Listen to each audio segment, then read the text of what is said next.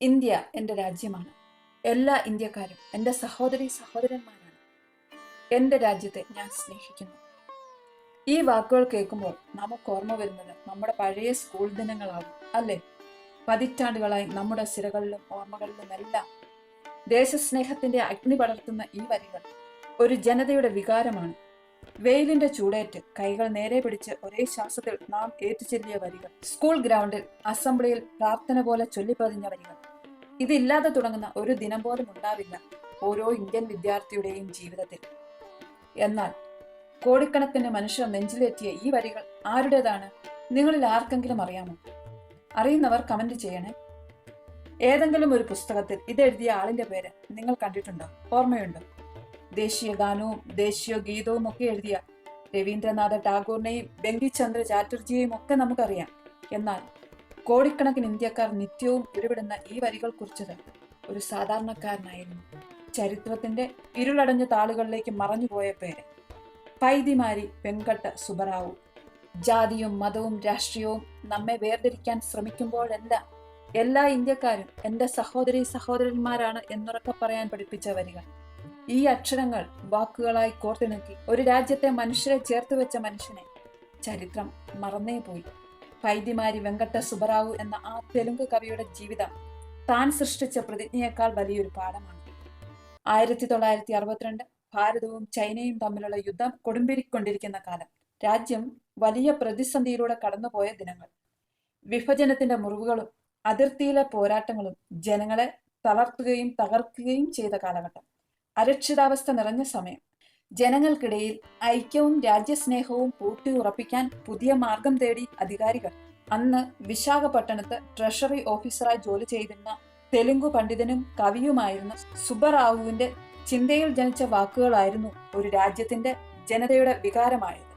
ഒരു സാധാരണ സർക്കാർ ഉദ്യോഗസ്ഥനായിരുന്ന അദ്ദേഹം തന്റെ രാജ്യത്തെ ജനങ്ങളെ ഒന്നിപ്പിക്കാൻ സായുധ വിപ്ലവമല്ല, മറിച്ച് സ്നേഹത്തിന്റെ പ്രതിജ്ഞയാണ് വേണ്ടതെന്ന് തിരിച്ചറിഞ്ഞെഴുതിയ വരികൾ വെറും അക്ഷരക്കൂട്ടങ്ങളായിരുന്നില്ല, ഭാരതത്തിന്റെ വൈവിധ്യങ്ങളെ ഒരു നൂലിൽ കോർത്ത മാല പോലെ.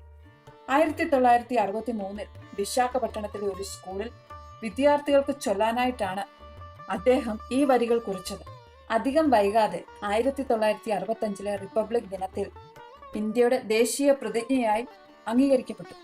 ഒരു എഴുത്തുകാരനെ സംബന്ധിച്ചിടത്തോളം തന്റെ രചന ലോകം ഏറ്റുചൊല്ലുന്നതിനേക്കാൾ വലിയൊരു അംഗീകാരം മറ്റൊന്നിനും ഉണ്ടാവില്ല.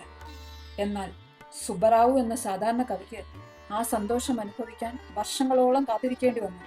കാരണം താൻ കുറിച്ച വരികൾ ഇന്ത്യയിലെ ദശലക്ഷക്കണക്കിന് കുട്ടികൾ നിത്യവും ഏറ്റുചൊല്ലുന്നു എന്നത് അദ്ദേഹം അറിഞ്ഞിരുന്നില്ല എന്നതാണ് വലിയ വിരോധാഭാസം. കാലമേറെ കടന്നുപോയി. 1980കളിൽ ഔദ്യോഗിക ജീവിതത്തിൽ നിന്ന് വിരമിച്ച് വിശ്രമ ജീവിതം നയിക്കുന്ന സമയം. തന്റെ കൊച്ചുമകൾ പാഠപുസ്തകം ഉറക്കെ വായിക്കുന്നത് ശ്രദ്ധിച്ച അദ്ദേഹം നിമിഷ നേരത്തേക്ക് ഞെട്ടിത്തെരിച്ചു. പുസ്തകത്തിന്റെ ആദ്യ താളിൽ താൻ വർഷങ്ങൾക്ക് മുമ്പെഴുതിയ അതേ വരികൾ, തന്റെ ഹൃദയത്തുടിപ്പുകൾ ഒരു രാജ്യത്തിന്റെ മുഴുവൻ ശബ്ദമായത് തിരിച്ചറിഞ്ഞ ആ നിമിഷം അദ്ദേഹത്തിന്റെ കണ്ണുകൾ നിറഞ്ഞു.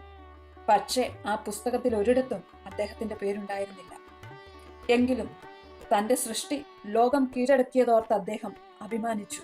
ഒരു യുദ്ധത്തിന് ചെയ്യാൻ കഴിയാത്തത് സുബ്ബറാവുവിന്റെ അക്ഷരങ്ങൾ ചെയ്തു. ഓരോ ഇന്ത്യക്കാരന്റെയും ഹൃദയത്തിൽ സ്നേഹത്തിന്റെ പൂക്കൾ വിതറി. എന്റെ രാജ്യത്തിന്റെ സമ്പത്തും വൈവിധ്യപൂർണവുമായ പാരമ്പര്യത്തിൽ ഞാൻ അഭിമാനം കൊള്ളുന്നു. എന്റെ രാജ്യത്തിന്റെ ക്ഷേമത്തിലും ഐശ്വര്യത്തിലുമാണ് എന്റെ സന്തോഷം എന്ന വരികൾ വെറും അക്ഷരങ്ങളുടെ കൂടിച്ചേരലുകൾ മാത്രമല്ലായിരുന്നു, മറിച്ച് ഓരോ പൗരനും രാജ്യത്തിന് നൽകുന്ന ഉറപ്പായിരുന്നു. വ്യക്തിപരമായ നേട്ടത്തിനോ പ്രശസ്തിക്കോ വേണ്ടി അദ്ദേഹം ഒരിക്കലും അവകാശവാദം ഉന്നയിച്ചില്ല. താൻ പടുത്തുയർത്തിയ ആദർശങ്ങൾ ഓരോ തലമുറകളും ഏറ്റുചൊല്ലുന്നത് കാണുന്നതിലായിരുന്നു അദ്ദേഹത്തിന്റെ സംതൃപ്തി. അപരനെ സ്വന്തം രക്തമായി കാണാൻ പഠിപ്പിക്കുന്ന ഈ വരികൾ ഒരു ജനതയ്ക്ക് നൽകുന്ന കരുത്ത് ചെറുതല്ല. 1916 ജൂൺ 10 ഇന്നത്തെ തെലങ്കാനയിലെ നൽഗൊണ്ട ജില്ലയിലുള്ള അനപർത്തി ഗ്രാമത്തിലാണ് അദ്ദേഹം ജനിച്ചത്. ബഹുഭാഷാ പണ്ഡിതനായിരുന്ന അദ്ദേഹത്തിന് തെലുങ്ക്, സംസ്കൃതം, ഹിന്ദി, ഇംഗ്ലീഷ്, അറബിക് ഭാഷകളിൽ നല്ല പ്രാവീണ്യമുണ്ടായിരുന്നു. അന്ന് ആന്ധ്രാപ്രദേശിലെ വിദ്യാലയങ്ങളിൽ ചൊല്ലാനായി അദ്ദേഹം എഴുതിയ വരികൾ കൈമാറിയത് അന്നത്തെ വിദ്യാഭ്യാസ മന്ത്രിയായിരുന്ന PVG രാജുവിനായിരുന്നു. 1963 വിശാഖപട്ടണത്തെ ഒരു വിദ്യാലയത്തിലാണ് ഇതാദ്യമായി ചൊല്ലിയത്. പിന്നീട് 1964 ബാംഗ്ലൂരുവിൽ നടന്ന കേന്ദ്ര വിദ്യാഭ്യാസ ഉപദേശക സമിതി യോഗത്തിൽ ഇത് ഇന്ത്യയിലുടനീളമുള്ള വിദ്യാലയങ്ങളിൽ ദേശീയ പ്രതിജ്ഞയായി അംഗീകരിക്കാൻ തീരുമാനിച്ചത് ചെയർമാനായിരുന്ന NC ചഗ്ലയാണ്. 1988 ഓഗസ്റ്റ് 13 72 വയസ്സിൽ അദ്ദേഹം അന്തരിച്ചു. എന്നാൽ അദ്ദേഹത്തിന്റെ മരണത്തിന് വർഷങ്ങൾക്ക് ശേഷമാണ്, ഏകദേശം 2012 ഈ പ്രതിജ്ഞയുടെ യഥാർത്ഥ രചയിതാവ് പൈതിമാരി വെങ്കട്ട സുബ്ബറാവു ആണെന്ന കാര്യം ഔദ്യോഗികമായി കൂടുതൽ ചർച്ചയായതും അംഗീകരിക്കപ്പെട്ടതും. 1988 അദ്ദേഹം മരിക്കുന്നതുവരെ അദ്ദേഹത്തിന്റെ കുടുംബം കേന്ദ്ര സംസ്ഥാന സർക്കാരുകൾക്ക് അയച്ച കത്തുകൾക്ക് മറുപടി കിട്ടിയിരുന്നില്ല. പൈതിമാരി വെങ്കട്ട സുബ്ബറാവു ഇന്ത്യയുടെ നിശബ്ദ വിപ്ലവകാരി. നമുക്ക് മറക്കാതിരിക്കാം. ഇന്ത്യയിലെ ഓരോ വിദ്യാലയമുറ്റത്തും എന്നും രാവിലെ അദ്ദേഹം പുനർജനിക്കുന്നു. കൈകൾ നീട്ടിപ്പിടിച്ച് എൻ്റെ രാജ്യം എന്ന അഭിമാനത്തോടെ പറയുമ്പോൾ നമ്മുടെ ഓരോ ശ്വാസത്തിലും അദ്ദേഹത്തിൻ്റെ ഓർമ്മകളുണ്ട്. ചരിത്ര പുസ്തകങ്ങളിൽ അദ്ദേഹത്തിൻ്റെ പേര് സ്വർണ്ണലിപികളാൽ എഴുതപ്പെട്ടിട്ടില്ല. പക്ഷേ കോടിക്കണക്കിന് ഇന്ത്യക്കാരുടെ നാവുകളിൽ ഒരു പ്രാർത്ഥന പോലെ അദ്ദേഹം ഇന്നും ജീവിക്കുന്നു. ആ മഹാപ്രതിഭയ്ക്ക് സ്നേഹാദരം. ഒരു മനുഷ്യൻ മരിക്കുന്നത് അയാളുടെ ശരീരം ഇല്ലാതാകുമ്പോഴല്ല, മറിച്ച് അയാളുടെ വാക്കുകൾ ലോകം മറക്കുമ്പോഴാണ്.